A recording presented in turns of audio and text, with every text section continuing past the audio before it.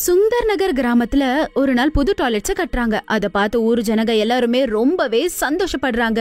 ஏன்னா அவங்க ஊர்ல டாய்லெட் இல்ல. ஒரு நாள் ரேகா மற்றும் சுஷ்மா டாய்லெட் வெளிய உட்கார்ந்து பேசிக்கிட்டு இருப்பாங்க. அட அக்கா, இனிமே கஷ்டப்பட தேவையில்லக்கா. இந்த புது டாய்லெட் போட்டதால நான் ரொம்ப சந்தோஷமா இருக்கேன். ரேகா சொன்னது கேட்ட உடனே சுஷ்மா சொல்லுறா, சரியா சொன்ன அக்கா. இல்லனா கஷ்டப்பட்டு வெளிய போக வேண்டியதா இருக்கு. ராத்திரியில கூட அப்பப்ப வெளிய போக பயமா இருந்தது. கொஞ்ச நேரத்திலேயே அவங்க ஊர்ல அந்த 2 டாய்லெட்டை ஓபன் பண்ணிடுறாங்க. ஊர் ஜனங்க எல்லாருமே சந்தோஷமா டாய்லெட் யூஸ் பண்றாங்க.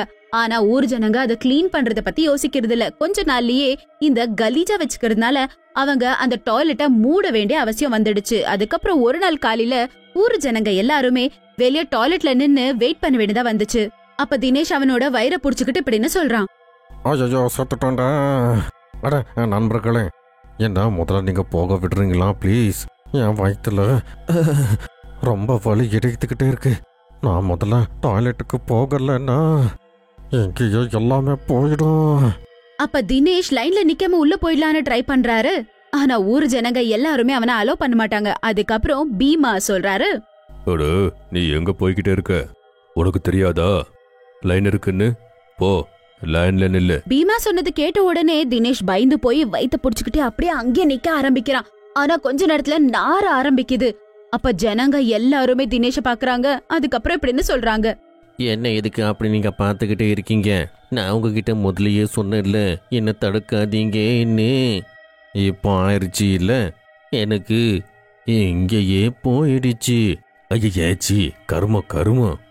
போ போ, உள்ள போ. உள்ள போய் நீயே சுத்தம் படுத்திக்கோ. உன்னால கொஞ்சம் கூட கண்ட்ரோல் பண்ணவே முடியாதா? அட பீமா என்ன, ஏன் தப்பும் ஒன்றும் இல்லை. நேற்று ராத்திரி காட்டி ரோல் சாப்பிட்டேன். அதனால வயிறு இப்படியெல்லாம் ஆயிடுச்சு. அது மட்டும் இல்லாமல் டாய்லெட்டு ஒன்று தானே இருக்கு. கொஞ்ச நாளைக்கு அப்புறமா அந்த ஊருக்குள்ள பேய் வண்டி வருது. அந்த சுந்தர் நகரை பாக்குறாங்க. சுந்தர் நகர் ரொம்பவே அழகா இருக்கும். அந்த பேய் வண்டியில இருக்க பேய்ங்கெல்லாம் அந்த பார்த்து ரொம்பவே சந்தோஷப்பட்டு அந்த ஊர்ல இருக்கணும் அப்படின்னு நினைக்குதுங்க. கருப்பு பேயாகிய எனக்கு இந்த ஊரு ரொம்ப பிடிச்சிருக்கு.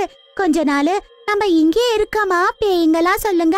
கருப்பு பேய் சொன்னது கேட்ட உடனே குண்டு பேய் சொல்லுது, எனக்கும் அதான் தோணுச்சு, இங்கே இருக்கலான்னு என் மனசுல இருந்தது. நீ என் மனசுல இருக்கிறத கண்டுபிடிச்சிட்ட. அந்த பேய்ங்க அந்த ஊர்ல இருக்க டாய்லெட்ட பாக்குதுங்க. அதுக்கப்புறம் மூடி வச்சிருக்க அந்த டாய்லெட்ல தங்கிடலாம் டிசைட் பண்ணிடுதுங்க.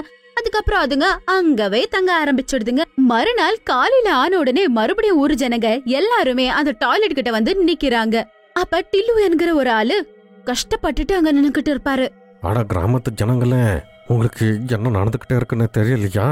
எனக்கு ரொம்ப அர்ஜென்ட்டா வந்துகிட்டே இருக்கு. அட, உனக்கு அர்ஜென்ட் இல்ல, ஒண்ணுமே இல்ல.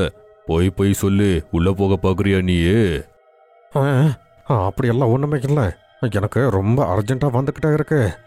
உனக்கு சந்தேகமா இருந்தா சரி வா, நீ என் கூட வந்து நீ பாரு. டில்லு சொன்னது கேட்ட உடனே பீமாக்கு கோவம் வந்துடுது. அதுக்குள்ள அந்த ஊரோட சர்பஞ்ச் கூட அங்க வந்துடுறாரு.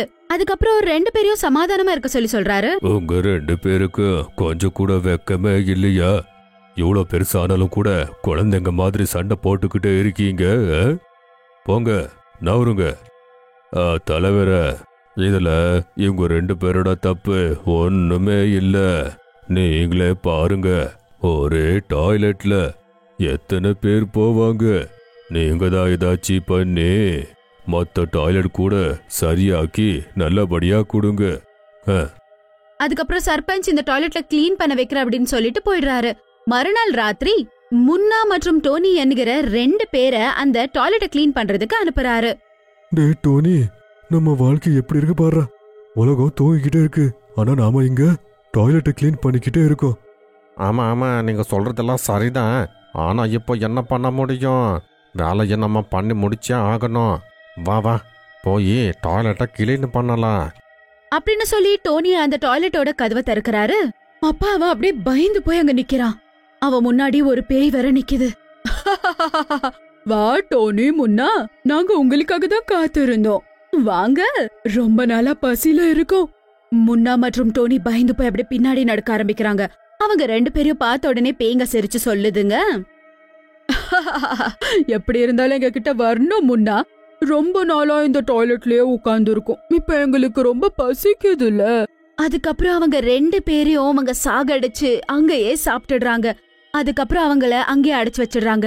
மறுநாள் காலையில அந்த டாய்லெட் சாத்தி இருக்கிறத பார்த்து சர்பஞ்ச் சொல்றாரு, இந்த முன்னா அப்புறம் டோனி இருக்காங்க இல்ல, 2 பேரு பெரிய குடிகாரங்க. நேத்து ஒரு சின்ன வேலைய சொன்ன, அத கூட இவங்களால பண்ண முடியல. எனக்கு தெரிஞ்சு வேற யாராச்சும் கூப்பிட்டாகணும் போல. அதுக்கப்புறம் ராக்கி என்கிற ஒரு ஆளை கிளீன் பண்றதுக்காக அனுப்புறாரு. ராக்கி, இன்னைக்கு இந்த டாய்லெட்டை கிளீன் பண்ணி ஆகணும். ஏன்னா எப்பல இருந்து இது க்ளோஸ் ஆயிருக்கோ அப்பல இருந்து ஜனங்க அதிகமா நின்னு அவங்க சண்டை போட்டுக்கிட்டே இருக்காங்க. நீங்கள் ஒன்றும் கவலைப்படாதீங்க தலைவர, நான் டாய்லெட்டை கிளீன் பண்ணிடுறேன். அப்படி பண்ணும்போது ஜனங்க சண்டை போட மாட்டாங்க அப்படின்னு சொல்லி ராக்கி அந்த கதவை திறக்கிறதுக்காக போறாரு. அந்த கதவை திறந்து பார்த்த உடனே ராக்கி ஜோரா கத்த ஆரம்பிக்கிறான். ராக்கி கத்துனது கேட்ட உடனே அவரு கோவத்துல சொல்றாரு, அட உனக்கு என்ன பைத்தியமா? என்ன பேய்ன்னு சொல்லிக்கிட்டே இருக்க? அவங்க என்ன பேய் இருக்கு சொல்லு. எப்ப பார்த்தாலும் நாடகம் போட்டுக்கிட்டே இருக்கிறது. அங்க விழுந்து கெடுக்கிற அந்த 2 பேரை பார்த்த உடனே சர்பஞ்ச் கூட ரொம்ப ஷாக் ஆகுறாரு. அதுக்குள்ள ராக்கி கத்துனது கேட்ட உடனே ஊர் ஜனங்க எல்லாருமே அங்க ஓடி வந்து பாக்குறாங்க. பீமா பெஹல்வான் ராக்கி கிட்ட சொல்றாரு, என்னாச்சு ராக்கி, எதுக்கு சத்தம் போட்டுட்டே இருக்க? பீமா அந்த டாய்லெட்டுக்குள்ள போய் அவனே அந்த டாய்லெட் உள்ள மயங்கி விழுந்துடுறான். அந்த உள்ள பேய்களோட கூட்டம் மனுஷங்களை சாப்பிட்டுக்கிட்டே இருக்கும். தினேஷ் சொல்றாரு, தலைவரே, அந்த பேயி டாய்லெட்ல இருந்து வெளியே வர்றதுக்குள்ள நாம அந்த கதவை கண்டிப்பா சாத்தியாகணும். சீக்கிரமா சர்பஞ்ச் மற்றும் தினேஷ் சேர்ந்து அந்த டாய்லெட்டோட ரூம சாத்திடுறாங்க. அதுக்கப்புறமா பேய் கத்திக்கிட்டே சொல்லுது, இப்ப எங்களை சாத்தி வைக்கலாம்.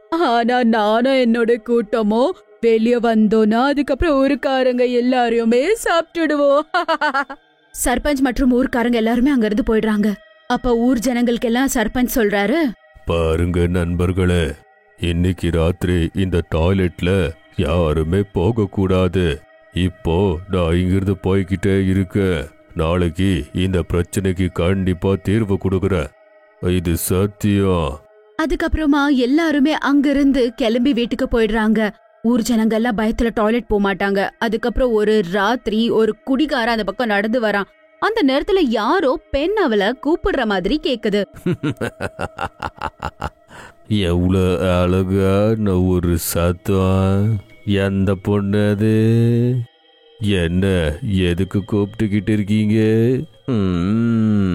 அப்ப அவன் அங்கேயே இருக்க அந்த டாய்லெட்ட கவனிக்கிறான். அதுக்கப்புறம் அவன் அந்த டாய்லெட் பக்கம் போறான். அப்படின்னு சொல்லி அவன் டாய்லெட் கிட்ட போய் அந்த டாய்லெட்டோட கதவை ஓபன் பண்ணுறான். உள்ள இருந்த அந்த பேய் அதுக்கப்புறம் அவங்களோட கூட்டம் வெளியே வருது.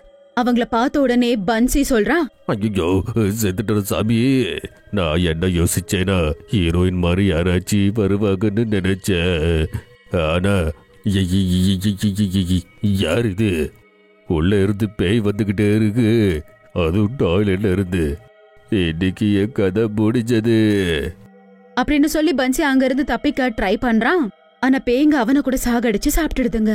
அப்ப அங்க இருந்து கருப்பு பேய் சொல்லுது, இந்த சர்பஞ்சோட பையன் தானே நம்மள இங்க லாக் பண்ணா, வா அவனை சாகடிக்கலாம், அவனை சாப்பிடலாம், அதுக்கப்புறம் ஊருக்காரங்களை சாவடிக்க வாங்க.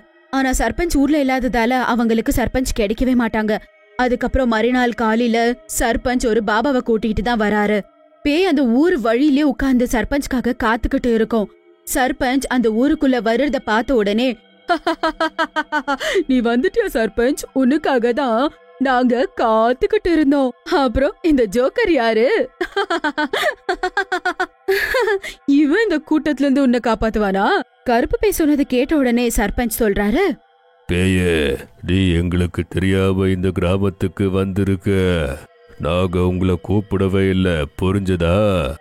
இப்போ இந்த சாமியார் யாருன்னு உங்களுக்கு தெரியும். இவங்க நீங்க என்ன ஆக போறீங்கன்னு சொல்ல போறாங்க. சர்பஞ்ச் சொன்னது கேட்ட உடனே அந்த பேய்க்கு வேற கோவம் வந்துடுது. அதுக்கப்புறம் பாபா பக்கமா போக ஆரம்பிக்குது. அந்த பேய் போய் பாபாவை தொட்ட உடனேயே எரிஞ்சிடுது.